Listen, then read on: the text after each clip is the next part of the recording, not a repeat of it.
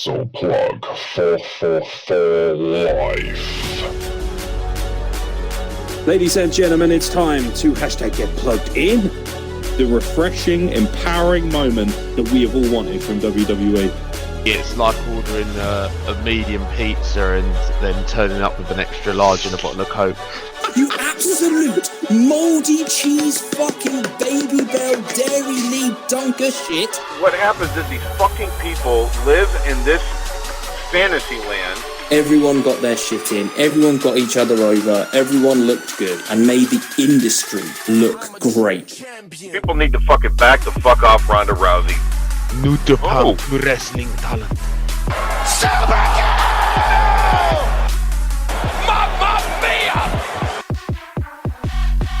Ladies and gentlemen, welcome back to the Wrestle Plug podcast. As you know, Manic Mondays is on a very short hiatus, and the reason for that is because we had a whopper weekend in Chicago. NXT Takeover and Survivor Series are on tap and ready to be discussed. I am your host, Amer and joining me is Steve Neal. Yeah, baby, all of the wrestles, man, all of the WWE wrestles from this weekend. It's been an absolute blockbuster few days. So yeah, let's start lapping at the wonderful taint of WarGames. 10 hours later. Wow, so much wrestling. Yep, let's start with NXT Takeover WarGames live from Chicago, Illinois. Smart Central was treated to 5 whopper matches, actually. A lot of people won't have seen that Angel Garza took on Swerve, Isaiah Thomas, and beat him as well in the pre-show of sorts for NXT TakeOver WarGames. But nonetheless, nice to see Swerve getting to wrestle in front of that big crowd again. I know he's worked a few 205 Lives, but this is a different kind of animal working this kind of crowd. And they seem to be very hot on Angel Garza as well. So I thought that was worth a quick mention. The Latin demographic actually doing very well in WWE with Humberto Carrillo as well. You've, of course, got Rey Mysterio still rocking it as the legend. Andrade. There's quite a nice little mix. Kalisto got on the Survivor Series card as well. So yeah, he did. The Lucha House Party in general, to be fair, have actually done pretty good with very little. So, it could be argued, although it's not in the peak that it was with Eddie Guerrero and Rey Mysterio, the Latin demographic doing quite well. We knew WarGames was going to open it. We pretty much said, didn't we? WarGames to start and finish, and then punctuate that with the 2 matches in the middle. They let the women have at it first. I'm okay with it. Personally, I would have liked to have actually seen them in the main event, but I'm okay with them being in the opener as well. This was a fucking blockbuster match. I thought this was match of the night. I think the main event had crazier spots, but nothing made me feel more than this match. There's so many talking points really from this match, but the thing I really loved most was Dakota Kai going fuck that shit. My theory as well that heel women become so much hotter, absolutely exemplified by Dakota Kai looking smouldering there as she's destroying Tegan Nox. I was like, oh my god, it was Tegan Nox as well. Her selling of the moment was harrowing. Actually really uncomfortable to watch. This was beautifully done, told a beautiful story. I loved Rhea Ripley's reaction as well in the cage, like genuinely almost to tears. I screamed, why are you doing this? What are you doing? Like, it's going to really set up an incredible storyline. Dakota Kai is one of those people I looked at and thought, oh yeah, you really are quite good at being a face. You're so plucky and so lovely and adorable. And actually, because she puts so much emphasis on her anger and her rage, it came across perfectly. And of course, she's got built-in plausibility. Oh, I was the last resort. You just put me in because you had nobody else left. It's perfect. It writes itself. Ultimately, though, it's a car crash match with incredible spots. Io Shirai went off. Rhea Ripley obviously comes out looking like a star, and she's got to be one of the main talking points for this entire podcast because what a fucking November Rhea Ripley has had. My God. Phenomenal match. Obviously, I don't need to ask you, does it live up, to the billing of being the first ever women's WarGames? But ultimately, do you think this is one of those matches that's going to go down in the history of women's wrestling as a real important bookmark for their evolution? Yeah, because, as soon as you get a first of anything, then it goes down as being sort of a historic moment, and there's always a weight of expectation on everyone involved, and they delivered, and they picked everyone to deliver, but they didn't allow the occasion to take away from telling a story. They told the story by making it, it was a 4-on-2 handicap because of the turn of Dakota Kai on Tegan Nox, which was just spectacularly done. We kind of thought that they were hinting towards the possibility of a turn coming, but the way they did it was a complete surprise because for a start, up until the pre-show where Mia Yim was taken out by someone, or we find out that Mia Yim's been taken out, we didn't realize that Dakota Kai was going to be involved in the match anyway, and so assumed that was going to, her turn was going to come on weekly television down the line. But it was just brilliantly done. And it, if you're going to have a situation where you've got two super over talents, and ideal underdog candidates, particularly Candice LeRae, because she is, the same as Johnny Gargano, the underdog as soon as she walks into the ring against anyone, pretty much. She is that plucky babyface that can basically fill that spot that Dakota Kai is vacating, to all intents and purposes. And it was great, a lot of great spots. You say Io Shirai coming off the top of the cage. You had that fucking Hurricane Rana on Kaylee Ray, that reverse spiked Rana from the top rope that Candice delivered on Kaylee Ray, which was brutal. The riptide through the chairs, which was fucking wonderful as well. And again, it sets up the fact that, Rhea has pinned Shayna Baszler. I think there's like 2 people ever have beaten Shayna Baszler in their time in... Sorry, 3 people ever have beaten Shayna Baszler in their time in NXT. Io Shirai, Kairi Sane, Ember Moon as well. Sorry, I forgot about Ember Moon. 4 people. And now Rhea Ripley. But it's over the course of the last, 2 or 3 years that's been the case. She's had an incredible run in NXT. And it's such a, obviously setting up towards a Rhea Shayna showdown for the title. It was just excellent. Outstanding match, great spots. All the women looked great. All the women got their shit in and told their story. So that was what was really important. What coming out of it, you've got more stories to tell. You've got the furthering of the rivalry between Io Shirai and Candice. You had Kaylee Ray caveat thrown in there. And you've got Shayna Rhea furthered. And you've got Dakota and Tegan Nox set up. And Dakota basically now against a huge amount of people because Dakota and Rhea, Dakota and Candice, some really, really cool stuff in the canon. So absolute hats off to everyone involved, including, everyone who worked behind the scenes to put the match together. Really well done. Yeah, it's phenomenal. Absolutely phenomenal. Rhea Ripley really comes out looking like a star, but everybody had such a beautiful part in this match and everybody felt special and unique.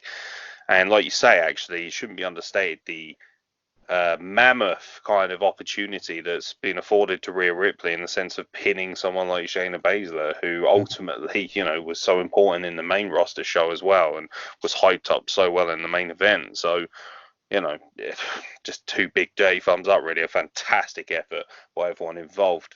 The match is obviously outside of WarGames were there to kind of just fill out the card. They were always going to be up against it, really, in terms of their adoration from the audience. The crowd were going to enjoy it, but let's be honest, when you're stuck between 2 WarGames matches, it's going to be hard for you to stand out. Finn Balor versus Matt Riddle. Finn Balor, of course, goes over, and Pete Dunne gains the opportunity from a monster triple threat with Damian Priest and Killian Dane to face Adam Cole at Survivor Series for the title. They're good matches. They're excellent matches, some would say. But they kind of got lost in the shuffle a little bit because of the mammoth quality of what was WarGames. And also when you consider, if you factor in WarGames, that's 16 of the marquee NXT talents. So for these guys to have any kind of look in was going to be difficult. Both matches were good, though, but the one I wanted to zone in on was Finn Balor and Matt Riddle, because I've been very critical of both gentlemen in the past, much to the chagrin of the internet wrestling community, who have never let me forget it. I'm not a huge fan of either in terms of characters, especially. I think both are excellent wrestlers. I think Matt Riddle's actually a better wrestler for me. I don't think they hit the mark quite as well as people were probably hoping for. What were your thoughts on that match? I thought it was a good, solid match. I agree, it showcased that, while Finn is a stiffer worker as a heel, or a stiffer worker in NXT maybe, as he should be and will be afforded the opportunity to be, not really much going on there that's different. Finisher rather than hitting the coup de grace, which he's kind of teased and didn't hit.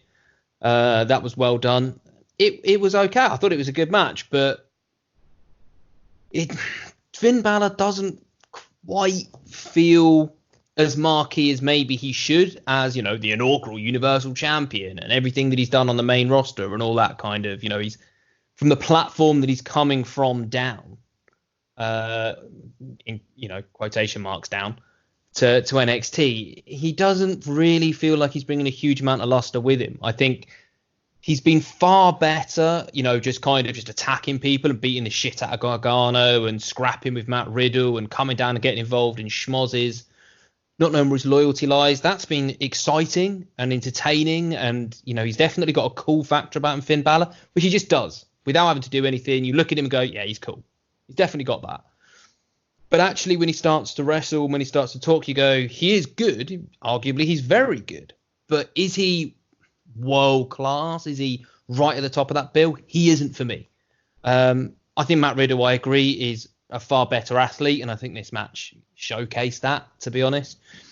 But it was the right move to put Balor over. He was always going to have to go over, really, with the build that he's had. And, it's setting up Balor versus Gargano, which, again, will be a very good match, and maybe an opponent that's slightly better suited to Finn Balor in Gargano, who, maybe a bit more experienced in a sports entertainment presentation than Matt Riddle.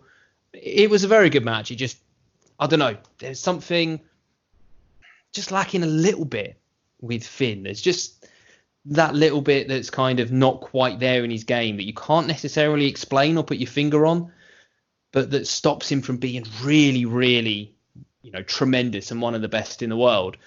And, Matt Riddle, as he starts to really kind of, showcase more and more his charisma, which I think is there. I just think he's struggling to express it properly, probably because he's baked off his tits. Then I think that he can be, a real star. He's already super over, but I think he can be a real star, basically anywhere in WWE. He's a guy who I think could be, WrestleMania, close to WrestleMania main event level in the next 5 or 6 years, potentially. Yeah, there's no doubt in Matt Riddle's star. It's the character that bothers me, and I think once you get on the main, it's one of the highlights of the weekend for me was what happened at Survivor Series with him, actually, in the main men's Survivor Series match, which I'll talk about in a moment. It really punctuated the issues that I have with Riddle, in the sense of phenomenal worker, charismatic in his own right, but it doesn't translate into a character. That's my biggest problem. It's only so much you can get away with saying bro. Like, of course, in NXT as well, you're afforded the luxury of an incredibly smarky but understanding audience. If you're an indie star with a big shining, a shining star, so to speak, people are going to give you a lot of credit. Casual wrestling fans, not so much. They're very, very hard to impress and to maintain. But there is one thing I will say about Riddle. He has an incredible amount of built-in credibility and storyline. The Goldberg match alone would be huge on the marquee. Yeah. The Brock Lesnar matchup is ready-made for him. Bobby Lashley as well. He's actually got a great deal of main event, high-level components ready for him, should WWE have the guts to pull the trigger. I think one thing for Riddle, although I'm not a huge fan of him personally, I think he should really try and translate his Twitter game into his character more, because he seems to be very vibrant, very fiery on Twitter, full of controversial opinions and comments, and he would be well suited to bring that to the main screen. If I saw him come out with a microphone and light Goldberg's ass up, probably be far more intrigued, as opposed to him just coming out and going, bro, like he's stoned off his nut. I just want to see more You know, and I think it's a big ask. If you get thrown in there with someone like Velveteen Dream, for instance, you're going to really struggle to shine next to that guy. Like, he just dwarfs everybody with his outrageous charisma. Dunn, obviously, wins the triple threat. Thought that was a decent match. Just a hoss fight. Arguably, Dunn's most forgettable match, though, wasn't it, really, when you look at the career trajectory he's had so far? Yeah, it was one of those crazy Hoss triple threats, wasn't it? Damien, Damo, and Dunn all just smashing the shit out of each other. It was great fun. I like really, Priest. Priest came across actually very well in this match. It was his opportunity, wasn't it, to get him over? Looks $1 million. Yeah. He's also got a part of these. People might not be aware that he's actually a Latin demographic as well. You know, I think there's a lot of potential there. It's going to take a long time. I think the problem is as well, like, it's funny actually, I watched Takeover with my girlfriend, and she's not a huge fan of wrestling. So it's always quite an interesting gauge to see, much like when you watch with your wife. Like, it's always quite interesting to gauge how they react. And she really loved his gimmick. She was like, oh, I really like that. The whole death kind of darkness, you know. Yeah. She's into things, you know, she likes her horror movies and stuff like that. She likes things like The Purge. So, you know, she saw this and thought, oh, you know, like all the fiery symbols. You know, she likes Aleister Black for the same kind of reason, that dark kind of gothic demeanor. There isn't that much, especially now that The Undertaker's sort of slowly phased away from it and doesn't do that many dates now. There isn't that much of a gothic presence, is there? Like that darker... dark arts, Ouija board, magic kind of stuff.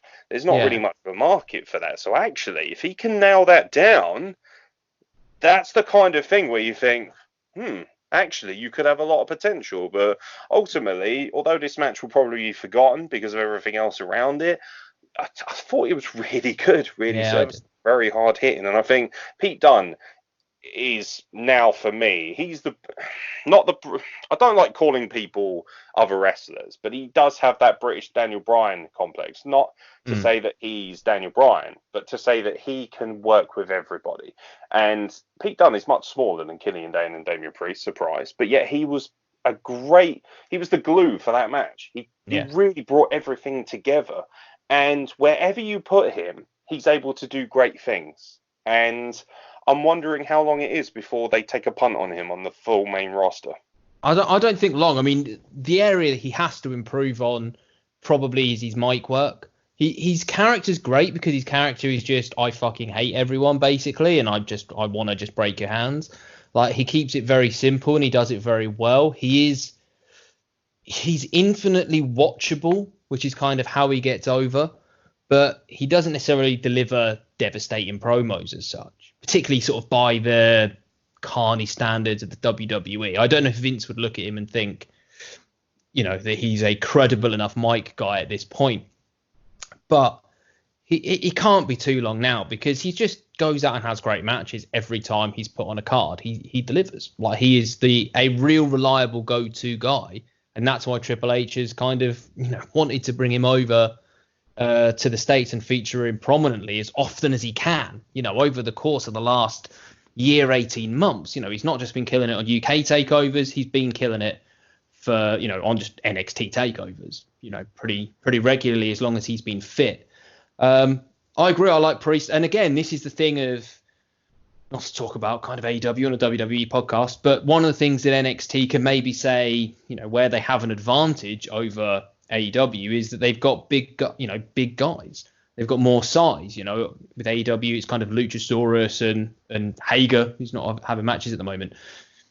And on, you know, NXT can say, well, we've got, you know, Dijakovic, we've got Keith Lee, we've got Priest, we've got, you know, big heavy set guys like Bronson Reed. So they've kind of, you know, we're saying we've got big athletic guys, the Forgotten Sons as well. But yeah, I really enjoyed it. I thought it was a great Hoss battle. And the thing with Pete Dunne is, even though he's much smaller, because of that physical style that he has, he still kind of fits into a Hoss battle in a weird way because of how stiff he works. Yeah, really enjoyed it. And obviously, again, massive credit for him to then go out and put on another great match 24 hours later. The stamina of these girls and guys in NXT to go through very, very physical matches and 24 hours later go out there and, kill it on a bigger, more mainstream commercial platform is an incredible testament to their ability, but also to their desire as well. Like the mentality to go, you know what, actually, I'm stiff as fuck this morning. Absolutely no way am I getting back in that ring. There was none of that. They took their opportunity. So, yeah, awesome stuff. NXT WarGames, the men's division. 4-on-4. This was always going to be a fucking car crash. Jesus Christ. Yeah. My lord. This delivered pretty well. This was punctuated by the surprise opponent. You had gesticulated in the way of Johnny Mundo, Johnny Nitro. Yeah. We got something, probably actually, in retrospect, this is what happens when you don't watch Raw and SmackDown, something far more predictable in the arrival of Kevin Owens, who had, of course, been courted on Raw by Triple H, who had actually insinuated come back, this will be of better, you belong back in NXT, Kevin, come home, Kevin. And he did, but apparently just for one night only. It seems like Kevin Owens will not be a regular going forward. He just wanted to essentially enact revenge for what happened to him via Undisputed Era, who jumped him and assaulted him. So, it was a one-off. That being said, the crowd were very hot for it. Ultimately, 4-on-4, it's the faces that come out on top. Project Ciampa gets the win. And with this insane, by the way, fucking top of the cage moment where he almost murders Adam Cole and AEW's dentist. Did you know that Britt Baker's a dentist? She was in the front row. Apparently she's a dentist. Britt Baker was at ringside, and even that shows you the gravitas of the situation. And also, can I just say, well done, I know it's a tiny thing and most people will think, why are you making a deal of it? But well done, WWE, for actually having the guts to put her on. She is Adam Cole's missus, and rightfully so, she looked terrified, because if my partner took a spot like that, I would not be happy. But what are you doing? It was a cool little moment. Everything just worked in beautifully. I love the selling of it. Mauro Ranallo blew his voice out, going absolutely radio rental at this show, but especially at this match. It just culminated beautifully. It was an NXT main event, a WarGames match worthy of a Takeover main event. And as I don't think it was the best Takeover of all time, but I certainly think this is up there as one of the all-time great main events. Everybody just delivered, and it's very hard to analyse and review a match like this because there was just so much going on. Yeah, Carney Spot Fest. All of the kendo sticks and chairs and fucking tables and God knows what. Just hardcore spot fest. And it was great fun. You know what you're getting with the Undisputed Era. They're awesome. They always deliver. And in terms of, we mentioned how Rhea Ripley has managed to get herself over sort of through this angle really in the last few weeks, and particularly over the course of the weekend. Kind of got to say the same about Keith Lee. He's, SmackDown closed out last week with him and Braun Strowman scrapping and going at it. The crowd were going mad for this sort of showdown between these behemoths. He absolutely kills it in WarGames. He's absolutely awesome during the course of that match. Load of great spots. And then he goes out and absolutely annihilates it at Survivor Series as well in the men's Survivor Series traditional tag match. So just brilliant, and again, it's a case of everyone involved in this is just so good. Everyone's over. The fans were all over it as well. It was a great crowd for Takeover, the best crowd of the weekend by some margin. Absolutely outstanding. It was just a really, really good fun match. I agree. I thought it was a fantastic Takeover. It's not my favourite Takeover of the year. But it's a fantastic Takeover, and that's the great thing. Like, this year has been so stacked with NXT Takeovers, just like every year for the last 3 or 4 years. They just keep one-upping each other, and this one they looked back and went, right, well, Adam Cole and Johnny Gargano had that stupid 3 stages of hell, big cage spot, fucking absolute nutcases. Right, we're going to have to do something now with like 4 tables and just go mental. So Ciampa's not a man to be outdone. You've just come back from neck surgery, career-threatening neck surgery, Tommaso Ciampa, and you are jumping off the top of steel cages through tables. You fucking nutcase. Absolute legend. It was awesome. And again, a really cool platform for Dijakovic in this as well. Almost felt a little bit bad for him. He wasn't involved at the traditional tag match at Survivor Series in a way, but yeah, just great, man. Awesome. Everyone involved just did an absolutely brilliant job in the main event, and all 4 matches were awesome. They were all takeover worthy, and I suppose that's kind of the biggest praise you can pay to them, really. Yeah, Dijakovic was very much madly underrated. The Canadian Destroyer on the steel in the middle of the Kevin Owens as well. Yeah, I actually think that was the worst spot because the sound was horrible. You were a raw talent, Kevin. He's a raw superstar taking that. The Panama Sunrise, Jesus, hellfire. I love the fact that it took a little while. Like, you know, when Adam Cole was like almost geeing up for it, and so good. Yeah, that was really cool. Like, I loved the bit. Yeah, because I thought that the package pile driver is insane enough. I'm like, don't you dare do that. And then he just does that instead. You hear this horrific clack, like on the floor. You're like, oh god, that is just fucking disgraceful. I was like, if he hit that fucking package pile driver as well, you'd have had a bunch of people going, oh my god, that's Penta's move. You can't do that. No, this is just a shot at AEW. Shots fired. Shots fired. Fucking calm down, virgins. Calm down, virgins. Oh, brilliant. What makes me laugh is the fact that's Josh Bodum's go-to insult. Amazing. Give me a referee to batter immediately. Steve Neal, the Josh Bodum of podcasts. Or something you want sticking with you. Sorry, Josh, if you are listening, please don't kill me. Just fucking hell. It's just wild. Yeah, it's quite funny as well because WWE is like, yes, we're going to outlaw pile drivers because they're dangerous. Give him the Panama Sunrise, you fat shit. Just fucking outrageous. Just an awesome match. However, Takeover, of course, it has a culture of being better than the main roster pay-per-view, but we're going to transition to Survivor Series because Survivor Series, of course, contains the majority of these guys in some form or fashion, bar a few exclusions, of course, Dijakovic being one of the big ones, I suppose, in fact, for NXT. Survivor Series, much maligned as the main roster pay-per-view, normally just Raw versus SmackDown. This was the first year that they inserted NXT. This was probably the year where we were most hyped. I said to you last week in the preview, this had the potential to be one of the all-time great Survivor Series. So let's find out if it delivered. There's a lot of matches, so we won't run them all down at once. But what really stood out most to you, if I had to pin down a memorable moment that Steve Neal remembers more than anything else, what really jumped out at you from this show? I'd say there were probably 3 matches that really stole it for me. One being the NXT title match, Adam Cole versus Pete Dunne, especially when you consider what they'd gone through the night before. Adam Cole especially, with that huge bump to finish it.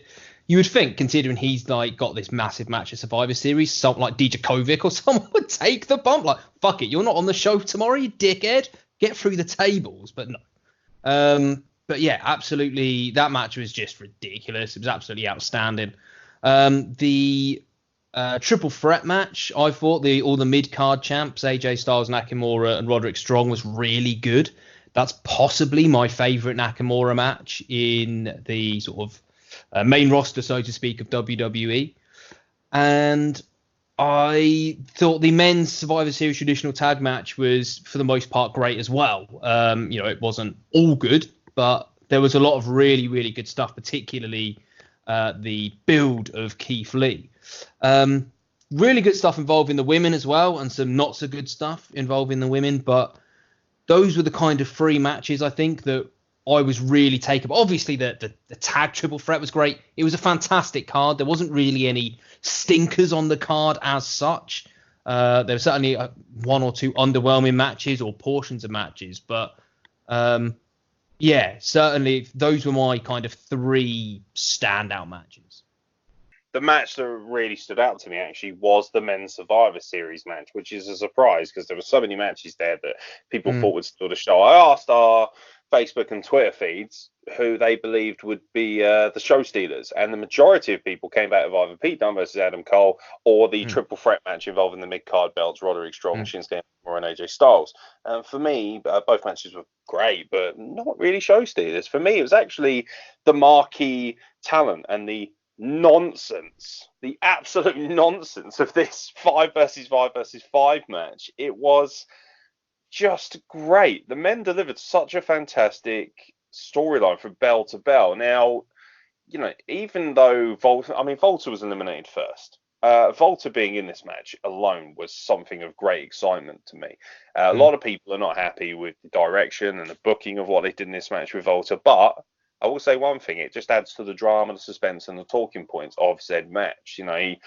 He shotgun drop kicked Braun Strowman, and I immediately went into seventh heaven. I just thought it was creamy goodness, that moment. Like, in that short sample size of Volta, we really got an understanding of actually just how bloody good he can be and just how much of a marquee star he could be given the opportunity. Him and Drew McIntyre going chop for chop as well was just heinous. It's just Scotland versus Austria, the matchup you always wanted, just battering each other. The marquee value of that matchup as well. Seeing Keith Lee go the distance and take Roman Reigns to the limit was awesome. Absolutely awesome. I could get on WWE sometimes for being way too marquee value and overbooked, but the moment with Keith Lee and Roman Reigns fist bumping is genuinely one of my favourite moments of the year. It's a really cool moment. Roman Reigns put over Keith Lee so strongly, and Keith Lee getting to eliminate Seth Rollins as well. Freaked when he eliminated Seth Rollins. I just absolutely went bananas over the whole thing. Like, I just loved it. Like, I thought at some point, because I tend to, it's hard when you're drifting at 4 a.m. I thought at one point Keith Lee had been eliminated and I hadn't been paying attention. Because obviously Project Ciampa was still there and he was whipping ass. Like, Ciampa and Seth Rollins actually looked like a match made in heaven for a lot of people. But it was the amount of little things in this match. Matt Riddle eliminating Randy Orton is a big deal. That's a huge deal. And then people are shitting on it, but I lost my shit when Baron Corbin, cheeky bastard, just pinned him after he got RKO'd after the fact. I thought that was great. People are like, oh, Baron Corbin eliminated Matt Riddle. That's disgusting. That's the whole idea, is to trigger you. The whole idea is a sneaky heel. And don't forget, like I said, the RKO came beforehand. Stop whinging. Can't have nice things. I loved it. I thought from a marquee standpoint, it was match of the night. I thought from a storyline standpoint, it was. And I think the wrestling really held up quite nicely in that match as well. That was, for me, the highlight. That was the thing that I genuinely watched. I thought, wow, that was amazing.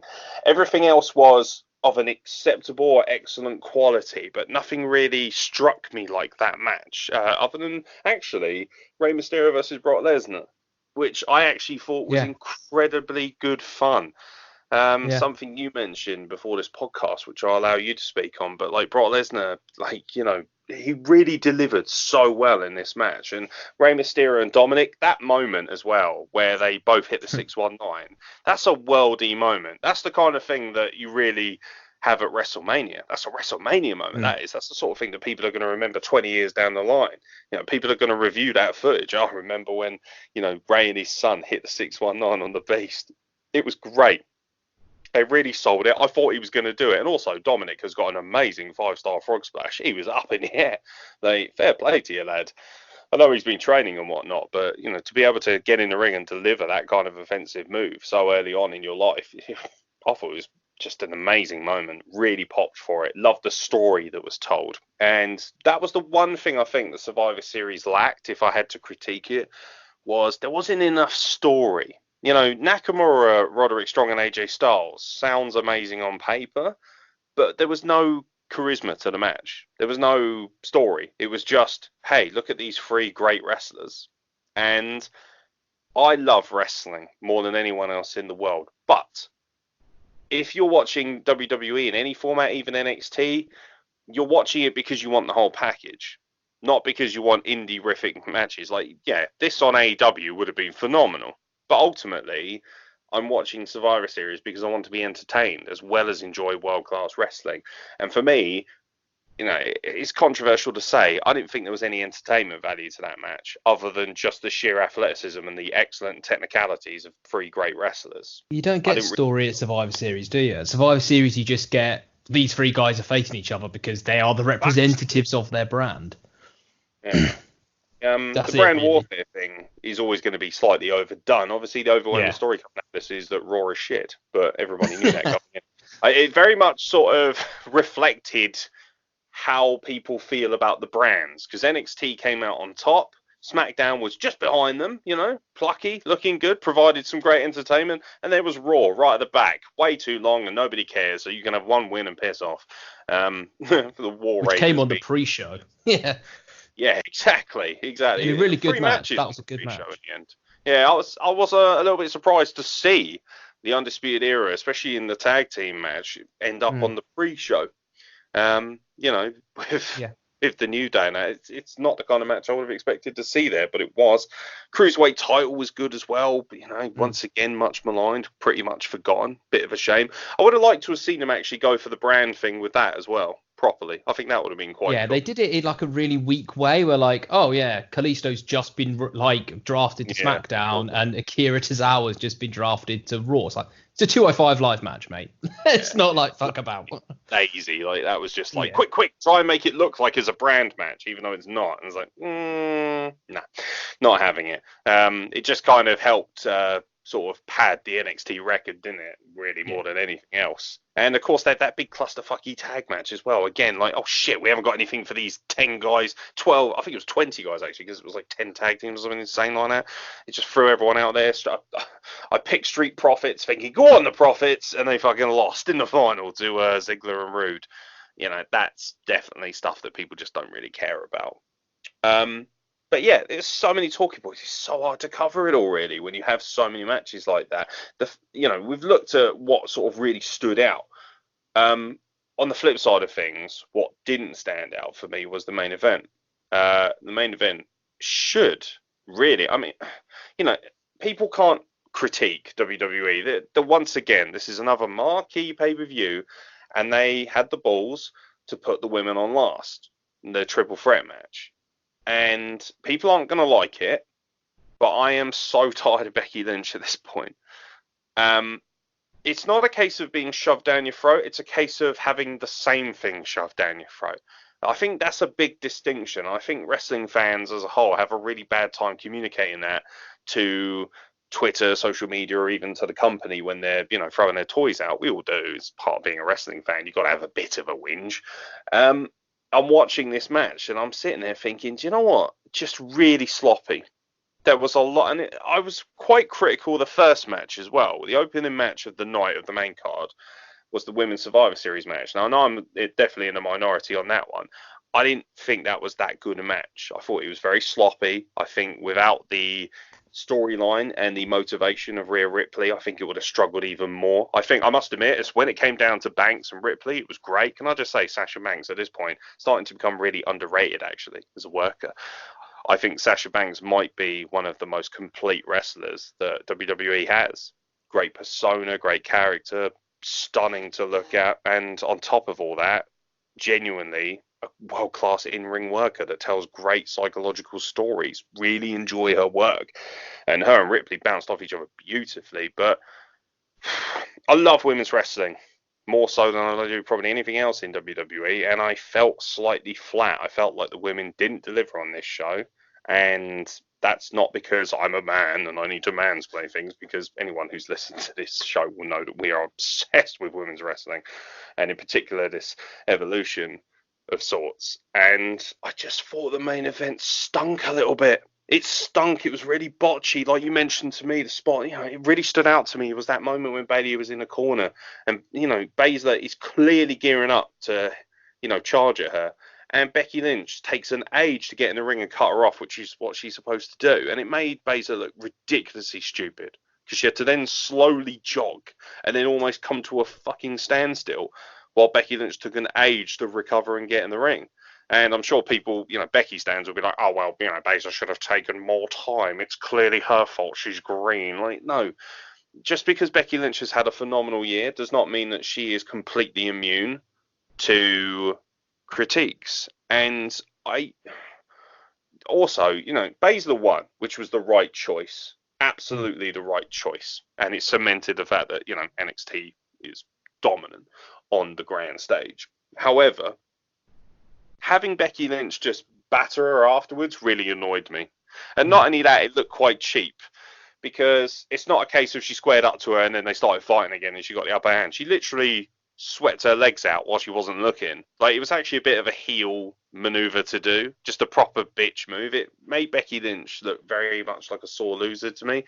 So the closing image, and I know hardest part of the ring would be creaming their knickers because they love Becky Lynch, but for me, that was a terrible closing to a actually very solid and very excitable pay-per-view, because it ends with Becky Lynch going like really high-pitched whining, screaming her head off. I thought it was really jarring. I thought it was a terrible end. I really did. I hated that end. I thought it was rubbish. I really did. I just didn't understand it. I would have much rather had Shayna Baszler stand there tall, and then, you know, maybe have Shafir and Jessamine Duke come out and just stand sort of next to her, and it's kind of like, or even have the NXT locker room come out as a whole and sort of celebrate the fact that, yeah, we are dominant. But instead they went with that dumb, but, you know, got to make Becky Lynch look strong, got to get her heat back.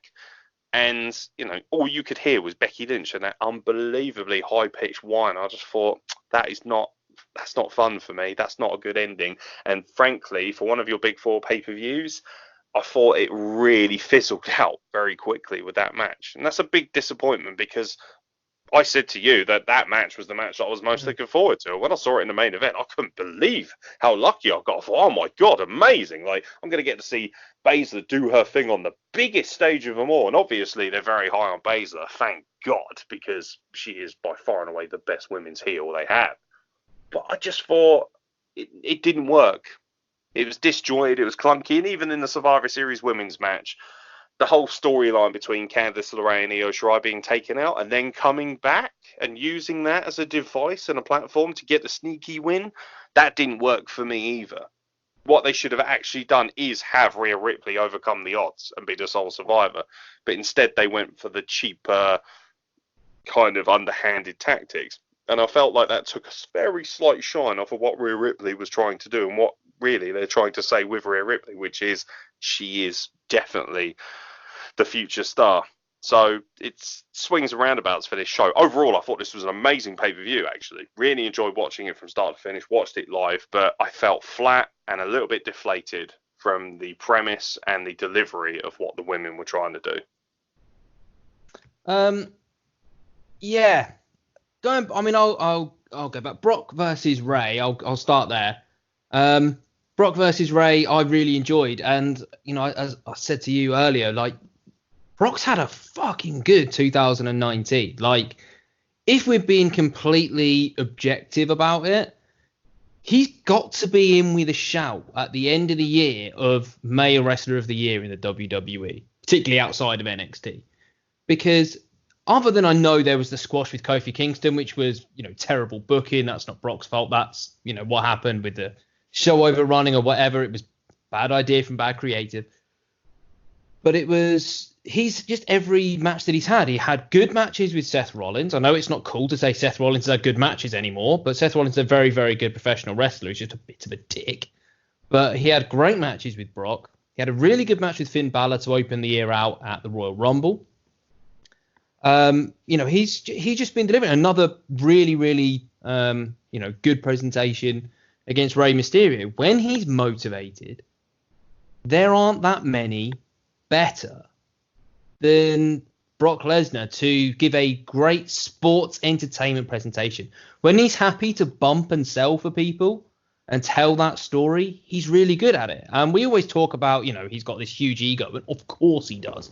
But you know what? He lets someone who's not a wrestler, his opponent's untrained or not particularly trained son, to hit him with like, you know, a low blow, a 619 and a frog splash, and took it all. Like, you know, you have to give him a modicum of credit for that. I do agree, though, in terms of the women underwhelming slightly. I enjoyed the women's tag match. It got better as it went on, and I think the issue was we had some really cool opportunities for great face-offs. Like, we had the little bit between Kyrie and Io. It was kind of teased, which was really good. But then Carmella kind of gets involved and ruins it a bit. And you're like, well, that was a bit unnecessary, because we were getting something that was really good and we could have some great fast-paced triple threat action here, but we're not going to get that. And then, you think that you're going to get maybe Bianca Belair and Sasha Banks staring down, these two women with, this incredible attitude and this incredible arrogance. Don't really get that. There were just little hints that, it looks like we're going to get that, but then they'd tag out. And that was really frustrating to watch. You could have got these little snippets of stories and of things to come in the future and they were just kind of taken away with no real reason. The match got better as it went on and as the herd thinned a little bit. And I think that's quite normal for Survivor Series matches anyway. They're always quite clusterfucky. I'm not a massive fan of the traditional sort of 5-on-5, and then adding another 5 to it is always going to be tricky. But I thought it got better as it went on. But it started out a bit clumsily and a bit clunkily, and it didn't quite work. As you say, Rhea came out looking like a star. I found it weird, the spot, because it seemed like they were just telling the same story as they told at Takeover. Like, right, the underdogs are now going to come good for NXT. Exactly the same as happened with the babyface team and Rhea Ripley the night before. So it's like, why are you rehashing this? That's lazy, really lazy. But okay, go for it. It was effective last night. Maybe it'll be effective again. And they didn't rehash it, but as you say, it didn't quite work with the two coming down, particularly when they're mortal enemies on NXT as well. And they were the two that came down. I just thought, why wasn't it, Bianca and Io who came down, who were at least kind of heel colleagues or something? I felt they got that a little bit wrong. The women's main event, as you say, we were really excited. We put it over a lot on the State of Wrestling last week. As kind of the match we were looking forward to the most as a potential match of the night contender. We talked about it main eventing. We said we hoped it would, but we didn't have faith that the WWE would deliver, and they did. It's the women that didn't. The timing was off throughout. It's one of those matches, and it's not necessarily any individual's fault, but the chemistry just wasn't there. None of the three clicked at all. It just wasn't very good. The timing was off throughout. The best stuff was probably between Bailey and Shayna. Towards the finish, with sort of some transitions happening and refusing to let go of the Karakuda clutch and stuff like that. That was pretty good. That was kind of vintage Shayna. But by that point, people had really tuned out. There was some boring chants because it just wasn't working. Shayna is quite a methodical worker. She's a technician, she's a mat specialist, she slows things down. So you need people in there with her that will go at quite a high pace. Some of Shayna's best matches, Io Shirai, Kairi Sane, Ember Moon, even Bianca Belair had really good matches with her. Mia Yim as well. They go at quite a high tempo and Shayna slows them down. Bailey and Becky both work quite slowly as well, particularly Bailey. And so it just didn't work. It's just three slow workers all being methodical. And it just made it a very, very boring, bland match. And as you say, the timing was just off throughout. Like the worst example is the one you mentioned. But there were numerous examples where you're just waiting for someone to come in and intercept and cut off. And, okay, well, they're like a second or two late. Doesn't sound a lot, but it's very jarring and it makes a big difference as you're watching it. And you just tuned out. I watched, I didn't watch the whole pay-per-view, but I watched the main event with my wife, and she was just sitting there going, this isn't very good. Like, she started off by saying it's great that women get to main event. They're really, going for Becky. Like, what a difference she's making, which is true. It's absolutely the Becky Lynch effect that they're in that main event, without a doubt. And they've arguably, the women have had the best build, and deserve to be in that main event spot with a storyline. But it just, it was flat. Like, even the Becky promo was flat, wasn't brilliantly received by the crowd, because it's the same promo that we've been hearing for 12 months. I'm going to slap your head off, basically. Austin changed up because he had those big set pieces. He came in, he rode down with a Zamboni, or came in with a milk truck, or came down on a quad bike, or he changed things up to make it interesting and to make it exciting. It was something different. And with Becky, it's exactly the same presentation every single week. And that's what makes it boring. That's not necessarily Becky's fault, but it does make it become stale. She's not world class in the ring. She's not Asuka. She's not Charlotte Flair. She's not Tessa Blanchard. She's not technically close to Shayna Baszler. She's not as good as Sasha Banks in the ring. When she's in there with people who are better than her in the ring, it elevates her. That's why she had great matches with Charlotte Flair. And she had a great match with Sasha Banks in Hell in a Cell. And I think in those environments, she's excellent. You know, in a street fight or a TLC or a Hell in a Cell match, I think she's brilliant in those matches because she's willing to be brutal. It suits her character to be vicious and hardcore. She's willing to take her lumps, all of that good stuff. The problem with it was this was a bog standard triple threat match, and it's not an environment in which she excels. And I agree. I just didn't get closing the show with Becky standing tall. I just didn't get it. Like, I understood, you know, Shayna was standing over Becky and gloating, and I understand that would piss her off. But all of a sudden, you know, she's just been chucked across a table, and oh no, she's just miraculously better now and can batter Shayna Baszler in a way that she couldn't do in the entirety of the actual match. Like, it was just a bit pointless. I agree. It would have been a much better visual for NXT to close the show out, just with everyone coming out onto the top of the stage, you know, Triple H applauding Shayna and Shayna kind of standing there holding up her NXT title and all that kind of stuff. I think would have been far superior. It's a shame. It's one of those, as I say, there's not necessarily anyone to blame. I still like Becky Lynch. I think she's very good at her job. I think she plays her character well. I think, you know, she has good matches, and in certain environments, she has great matches. This just wasn't one of them. Just wasn't an environment fit for them. Booking her to look strong at the end was very, you know, everything that we hate about the booking of John Cena, everything that we've hated about the booking of Roman Reigns over the last 10 years, those two, that's what we saw from Becky Lynch. Looking strong for no reason.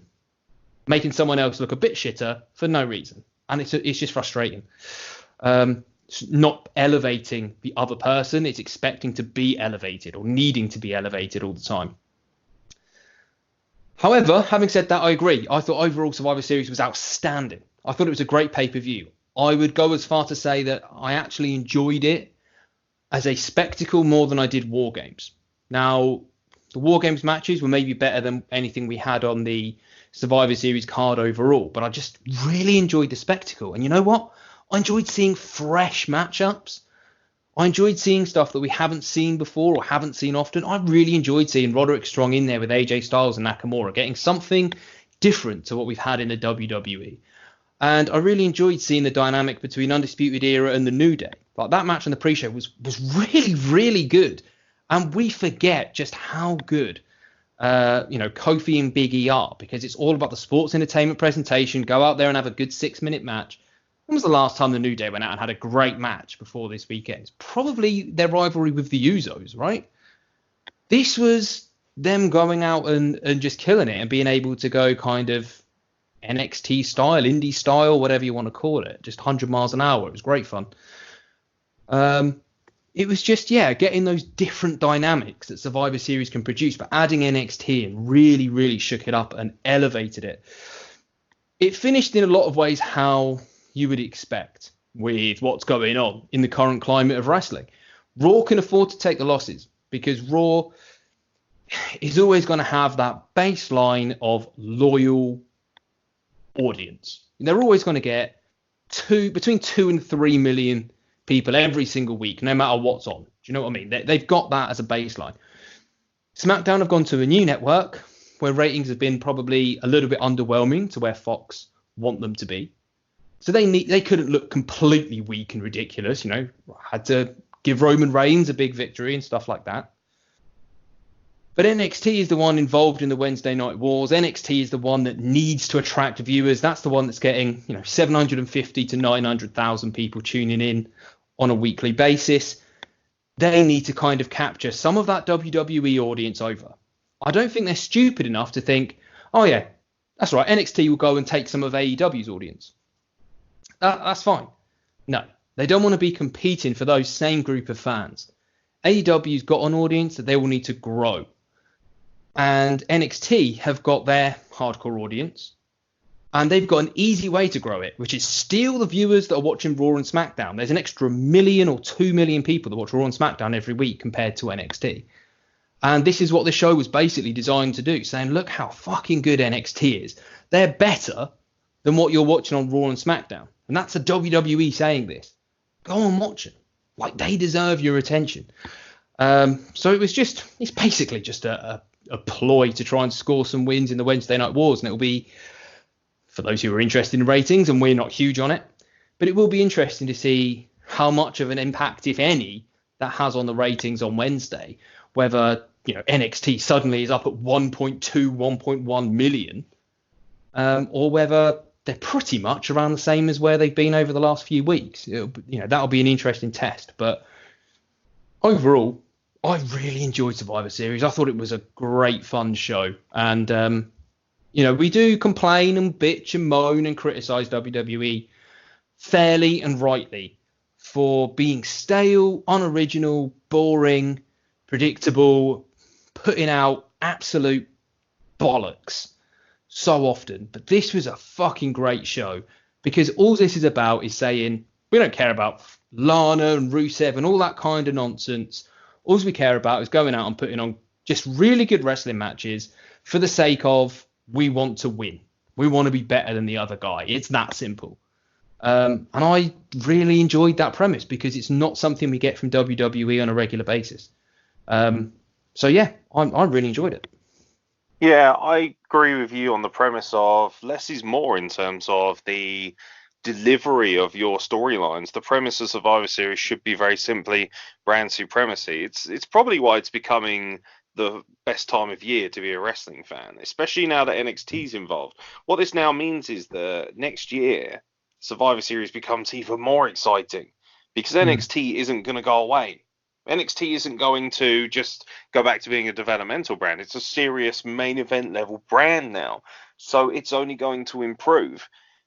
I think in terms of ratings, I think NXT is going to stranglehold AEW a little bit over the next couple of weeks. There's going to be such a massive feeling of euphoria coming away from Survivor Series. And ultimately, I do believe that is one of the driving forces as to why NXT won. Is because they want it to be as strong as possible. And that was almost reflected in Raw last night, because I watched Raw last night. Decent enough show. Not going to cover it, but decent enough show, worth watching.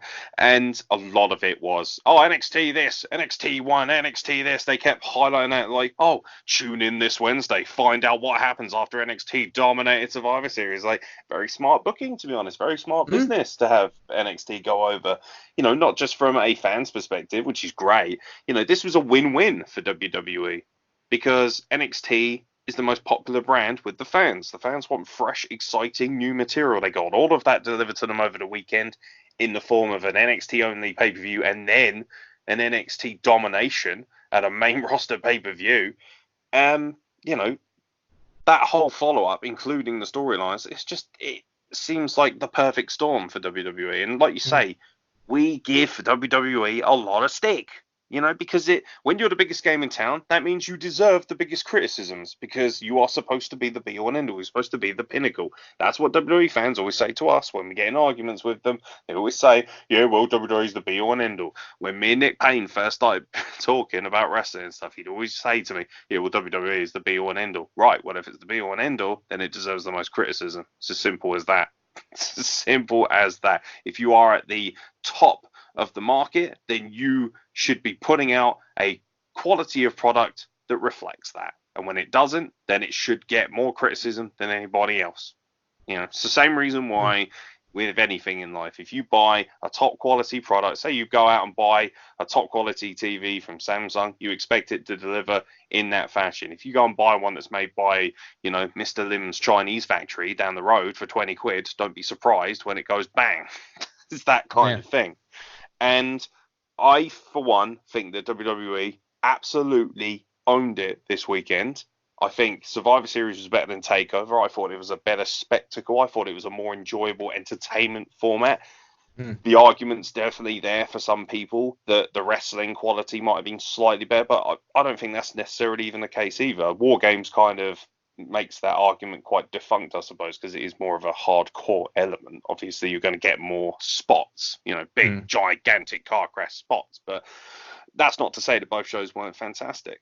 It was a really successful weekend for WWE. SmackDown was okay. Raw was actually really good. Raw got that nice little kind of feedback, that post pay-per-view feeling. So the crowd were pretty hot and they were intrigued and excited as to what was going to go down, especially as Raw has very much been positioned storyline wise as the worst of the three shows. So they were able to really translate that into good stories, albeit, with a few of the usual bullshit caveats that you'd expect. I think WWE can be very happy with themselves, and Chicago as a whole can be extremely happy because now AEW Dynamite gets a crack at the remnants of Chicago tomorrow night as well. So ultimately, I think AEW, from a WWE perspective, you're just a WWE mark, you must be thrilled because I imagine there's going to be quite a bit of banter and a bit of bragging rights going on tomorrow night when the ratings are all said and done, because I do genuinely believe that AEW is not going to be able to kind of compete with that format. And to be honest, why should they anyway? It's not a pay-per-view run for them. That's not what they're here to do. They're here to slowly build a credible fan base, a loyal fan base, and they're going to do that whether people like it or not. And like we say, we're not interested in ratings, but ultimately I do think WWE has really done an incredible job. And not only that, they've created new stars. Now all of a sudden Baszler is on the same level as the women's biggest star. She's now, she knocked off Becky Lynch and Bayley. Rhea Ripley has knocked off quite a few stars going into this. People really forget that, she won that huge marquee triple threat on SmackDown as well. And the way she did that, by the way, I loved it. It was awesome. So innovative. She's on her way. And I'm really proud of the fact that from the day we saw Rhea Ripley, we were both like, what star? Absolute star. And, obviously we're not the only ones. We're not going to be like, called it. But at the same time, it's nice to be out in front on these things. And now it's lovely to see that the whole world knows exactly what a lot of us already did know about Keith Lee and Rhea Ripley and Shayna Baszler and all these amazing, and Adam Cole. I mean, Jesus, Adam fucking Cole, mate, you are on fire, sunshine. Like, Pete Dunne, Volta, Imperium as a whole, really, just from the stink of what Volta does. All of that means that now people are paying attention. There's going to be more pressure on WWE to say, hey, that Volta guy, I want to see more of him. Hey, where's Pete Dunne? Where's Shayna Baszler? She was good enough to close out Survivor Series. Why isn't she on this? Why isn't she on that? All of a sudden, all these things. And do you know what the funny thing is? In a weird, stupid, roundabout kind of way, and this isn't an AEW podcast, but you kind of have to give AEW a bit of credit, don't you? Because they pushed NXT into a position where they thought, right, well, we're going to try and compete. So, competition-wise, they've pushed themselves hard. And because of that, the WWE product is tenfold better. There are hundreds of more stars to get your teeth into now, especially through the NXT thing. And, of course, it puts more pressure on WWE to provide you with a better product. And what was the first thing that people said when AEW came around and when they said they were going to go head-to-head with NXT and all that, whether it was a competition or not? People said competition breeds better quality product. And you've seen a massive example of that. It is not an accident that since AEW Dynamite started and since NXT became a main roster level product, that the quality of wrestling overall across the board, not just WWE, AEW, everywhere, has become infinitely better. And we close out 2019 with arguably the best product that we've had in wrestling since the Attitude Era in terms of quality of wrestling and entertainment and storylines and psychology and everything that goes into that. It has been a really astonishing year, and we've still got the small delight of TLC to come. It's been a fantastic weekend to be a wrestling fan once again. People really should just kind of sit back sometimes and just enjoy the fact that they're in such an amazing era of wrestling. Yeah, I mean, I can't imagine that there's anyone who, if you are someone who just watches Raw, don't watch SmackDown, and you don't watch NXT, we know that there's 500,000 to 1 million people out there who only, seem to watch Raw because of the lower audience for SmackDown. So if you're one of those people, and this is the first time that you've been exposed to Keith Lee and that you've been exposed to Rhea Ripley, and those two in particular with the way they were booked and the matches they were involved in and the finishes, and what we've seen from them on Raw and SmackDown in recent weeks as well, you must surely be intrigued by those characters. Like, I can't imagine that you wouldn't be looking at them going, shit, they're fucking awesome. I understand, some people just don't quite get Shayna. She's technical, slower pace, all that.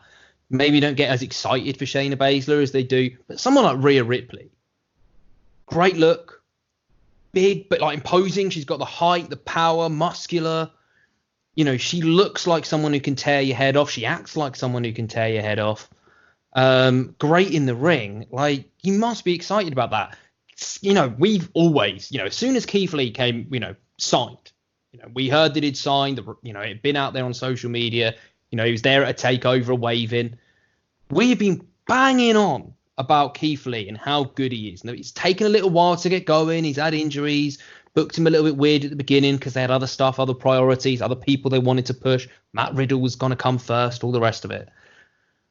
And we were going, look, he is, seriously, pay attention. The stuff this guy can do is off the charts. It's incredible. You'll never have seen anything like it. And over the last couple of months where they've really got behind him, he's come back fit. Everyone's losing their mind over him. And I can't imagine if you're someone who, say you are one of that group who just watches Raw, when you see Keith Lee doing that at Survivor Series, what a fucking man.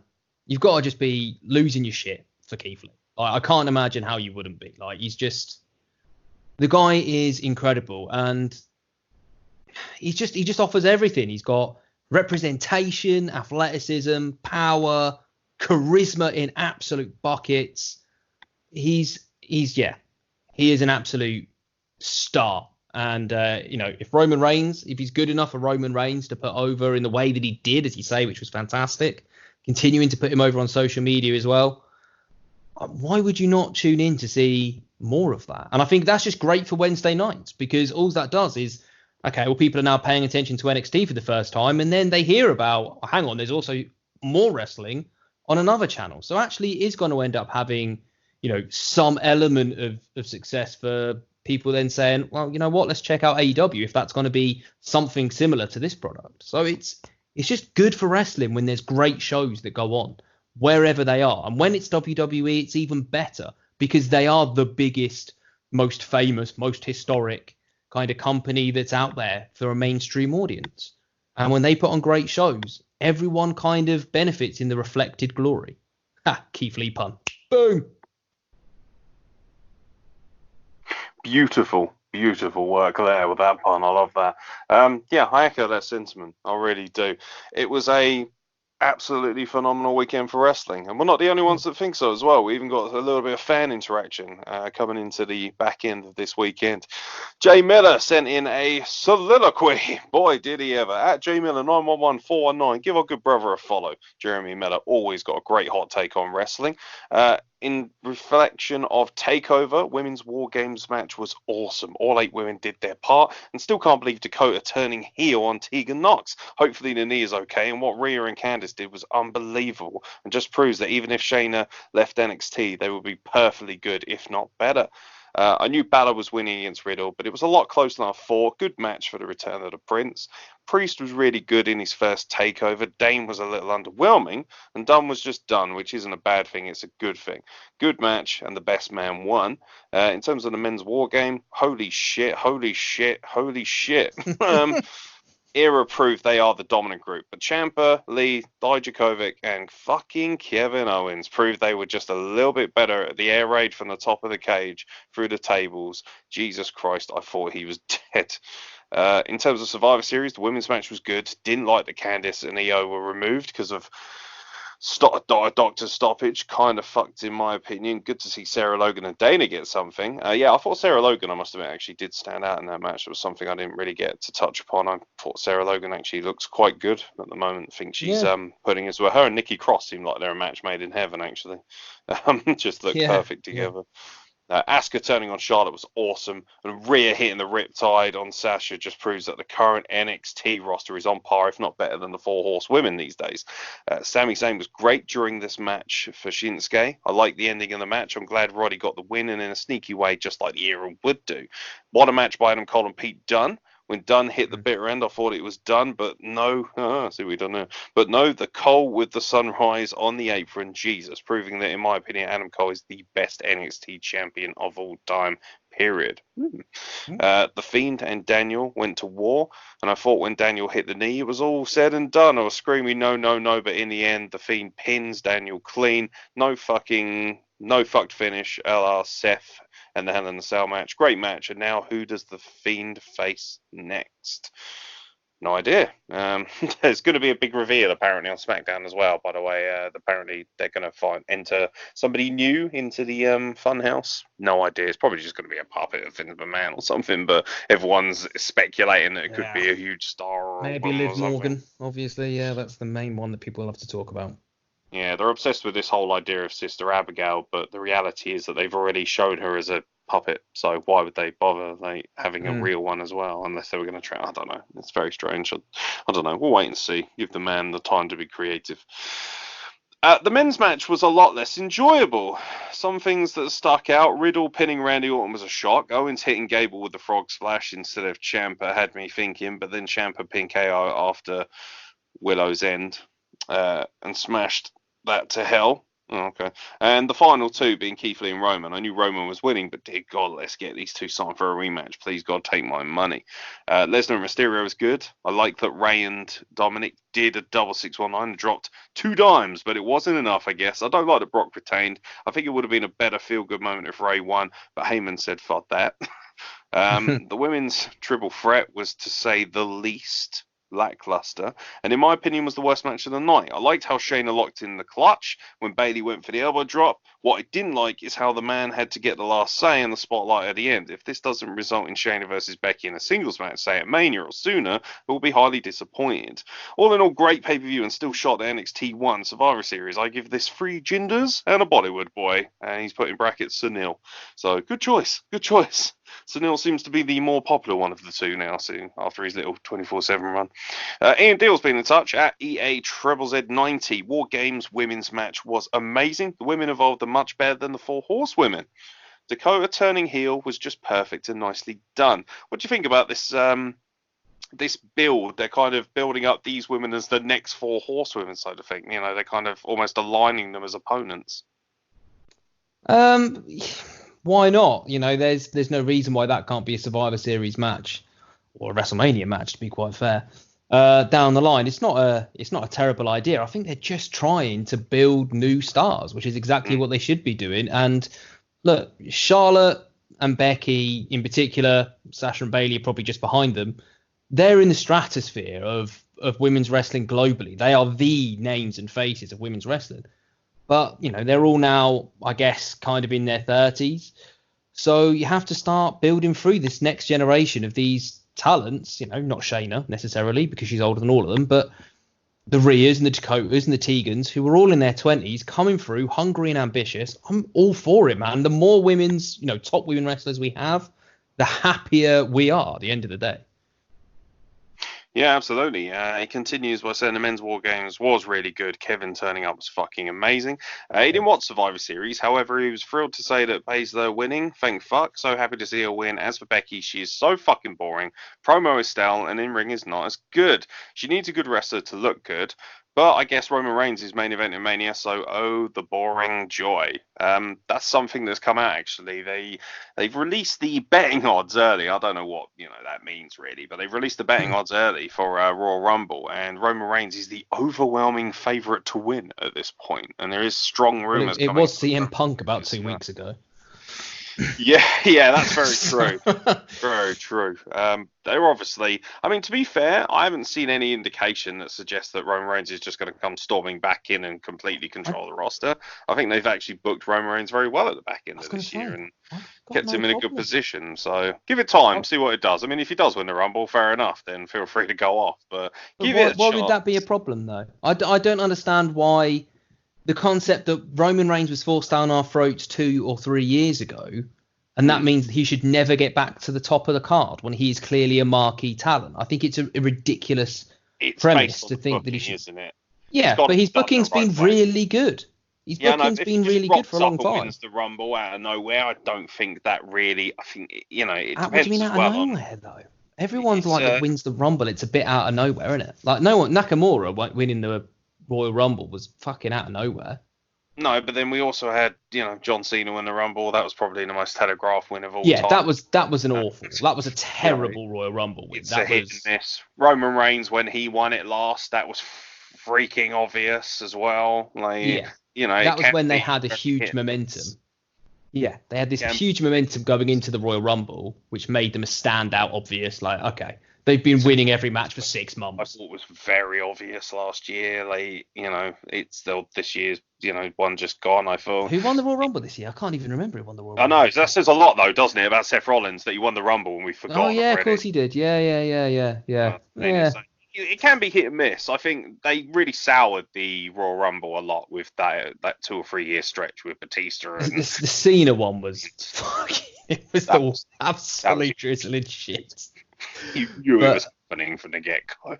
Whether he does it by winning the Rumble or whether he does it by winning a couple of other big matches or an Elimination Chamber or whatever to get the spot. He's had actually since he's come back from being ill. Which was it's maybe roughly a year ago that he came back now. He's been nowhere near the title picture at all. He's been pretty much in the mid. He's not won a belt. He's just been in and around the mid card. He's now going to go into this Baron Corbin feud, which is all right. For a lot of people, won't be exciting, but it's something fresh. And I actually think they'll do some entertaining stuff because I really like Baron Corbin. But I just don't get the concept that we're just going, as soon as Roman Reigns wins 2 matches in a row, we're going to shit on him because fuck you, Roman Reigns. You've been entertaining for a year. We've had nothing bad to say about you. But just because we remember, you had a really shit match 2 years ago, we're going to fucking shit on you. It's baffling to me. I think it's a really good, if they do tell it, I agree, they have to tell the story right. But if you tell that story right, coming back from cancer to a position where you can then, within a couple of years, main event WrestleMania and win a title, that should be a massive moment. And if you're sitting there as a wrestling fan going, nope, I'm going to shit on it, then what the fuck's wrong with you? Seriously. So what I'm getting from this is Stu thinks Ian's a dick. No, not at all. Not at all. It's just I don't get the hate for Roman when I think he's been booked really, really well for the last year. He's been really far away from the main event scene, which he needed to be. He's been in a good spot. Who do you think Roman Reigns should face at Mania if he is going to main event it? Fiend? Or Brocky Lesnar again? Yeah, I mean, that's the problem. There's not really a winnable scenario there, is there? Because we've seen it with Brock so many times. But one of them, if you're going to do that, I think it needs to be someone fresh. Do you know what would be good? You don't want Roman to beat the Fiend. Seth Rollins would be perfect. If Seth Rollins somehow became if he became an obnoxious little heel, which is what they look like they're going down the line, I'd like to see him somehow knock off Brock Lesnar again. Yeah. And Brock Lesnar's like, God damn it! I keep losing to Seth. Build that up and then have Roman Reigns be like, I've had enough of you. You're such a whiny little shit. And I'll want to slice your ass at Mania. I actually think that might be your best way right now of getting Roman Reigns over as well. People will cheer him against Rollins right now, I think. If he came down and just punched him in the mouth and said, shut the hell up. Make him a little bit more edgy. But I think the problem with Roman Reigns has never been that he's a bad wrestler or a bad character. It's just that the things that he does too much. And I'm so tired of seeing 25 Superman punches. I would ban him from using it entirely. We've had this conversation. He's 5 away from being one of the best wrestlers in the world. It's it's very frustrating.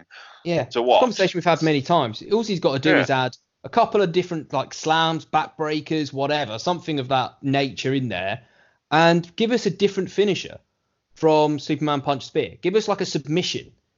Even John Cena had a fucking submission. Do you know what I mean? Give us a different way to end a match than you pinning someone after a spear. I agree with that completely, 100%.